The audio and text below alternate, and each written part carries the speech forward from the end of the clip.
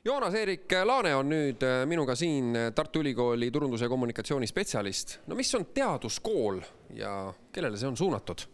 Teaduskooli eesmärgiks on siis pakkuda nupukatele noortele võimetekohaseid väljakutseid ja seda me teeme näiteks siis erinevate olümpiaadide, ainevõistluste või ka näiteks e-kursuste kaudu.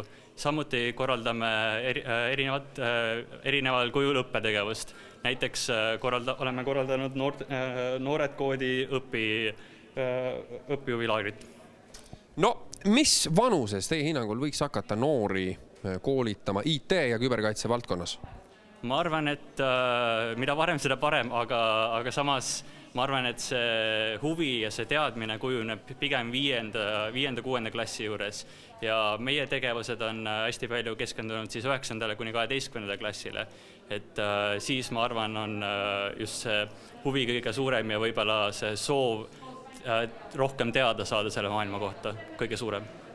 Joonas-Erik, teie hinnangul, kui oluline on korraldada sellist küberkaitseprogrammi, õppeprogrammi, nagu seda on Cyber Battle Lab Estonia?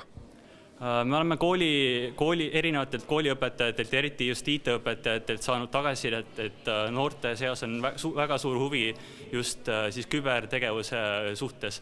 Et selle tõttu ongi meie arvates väga oluline seda huvi toetada ja just need noored siis õigele suunale viia selles maailmas. Teie hinnangul, kui suur see nõudlus tegelikult Eestis küberturbespetsialistide järele on? Ma arvan, et see on ikka väga suur, et kindlasti on huvi olnud hästi palju, aga võib-olla ei olegi olnud seda õiget sihti nii palju, et õpilane teaks, kuhu minna, kuidas, millega tegeleda ja kus on see võimalus enda talenti siis rakendada. Joonas-Erik Laane Tartu Ülikooli teaduskoolist. Aitäh!